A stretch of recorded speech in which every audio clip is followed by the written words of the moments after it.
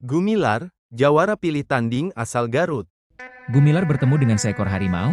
Gumilar membuka bajunya, kelihatan baju warisan Asmita, dan mereka berkelahi sampai harimau pergi meninggalkan Gumilar, karena mendapatkan pukulan Landanobros gunung dari Gumilar. Ketika Gumilar akan pulang, dia mendengar dan melihat seekor kera yang sedang berkelahi dengan harimau, kelihatan si kera terdesak oleh harimau. Gumilar tidak bisa berdiam diri, akhirnya Gumilar memperlihatkan diri di depan harimau, ternyata harimau tadi yang dia kalahkan. Melihat Gumilar, dia pergi masuk ke dalam hutan. Gumilar mendekati kera yang terluka, dia mengobatinya. Dan ketika Gumilar akan pergi, kera menarik tangan Gumilar dan menariknya dan berjalan ke sebuah rumah yang jauh dari tetangga. Sesampainya di rumah ada sepasang kakek-kakek dan nenek-nenek. Yang lelaki sudah tua namanya Aki Sidik, yang nenek-nenek adalah Nini Usi, istri Aki Sidik. Aki Sidik berbicara bahwa itu monyetnya bernama Sirawun. Akhirnya Gumilar sering bermain ke rumah Aki Sidik dan mendapatkan petuah dan wejangan dari Aki Sidik. Aki Sidik tertarik dengan kepribadian Gumilar. Gumilar juga berteman dekat dengan Sirawun. Gumilar sering membantu masyarakat kecil yang ditindas oleh Pak Gobang, hingga pernah Gumilar berkelahi dengan Pak Gobang. Sewaktu Pak Gobang mau menculik Nyi Arum untuk diserahkan kepada Tuan Kawasa. Gumilar yang memakai baju belang dan tutup wajah belang, Gumilar dan Arman menyusul ke rumah Tuan Kawasa. Akhirnya Nyi Arum bisa dibebaskan dari Tuan Kawasa dan Pak Gobang bisa dikalahkan. Gumilar disertai Sirawun menyerahkan Nyi Arum kepada Ki Raksa. Nyi Arum dan Ki Raksa sangat berterima kasih kepada Gumilar yang memakai baju belang harimau.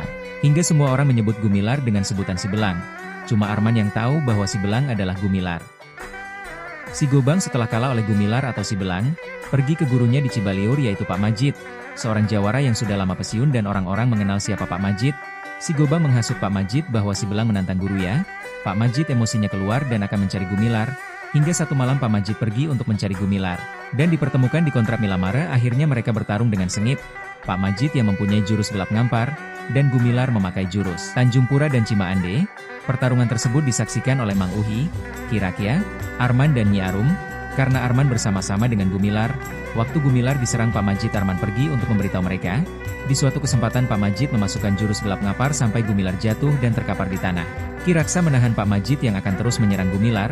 Nyi Arum melihat tutup wajah Si Belang terbuka, sangat terkejut dan menjerit, karena orang yang selama ini dia anggap sebagai dewa penolong yang berjasa menolongnya waktu diculik sama Pak Gobang adalah Gumilar. Arman membantu uannya Ki Raksa melawan Pak Majid, tapi Pak Majid dengan mudah menjatuhkan keduanya sampai terkapar di tanah. Akhirnya Pak Majid pergi dan memikul badan Gumilar meninggalkan tempat perkelahian, yang tinggal hanya Nyi Arum sambil menangis. Arman dan Ki Raksa karena kesakitan akibat luka oleh pukulan Pak Majid. Mang Uhi melihat hal tersebut lalu pergi ke rumah Aki Sidik, dan menjelaskan yang terjadi tadi. Aki Sidik mendengar cerita dari Mah Uhi. Aki Sidik akan pergi ke daerah Cibaliur untuk mengambil Gumilar dan akan membalas dendam atas kelakuan Pak Majid kepada Gumilar.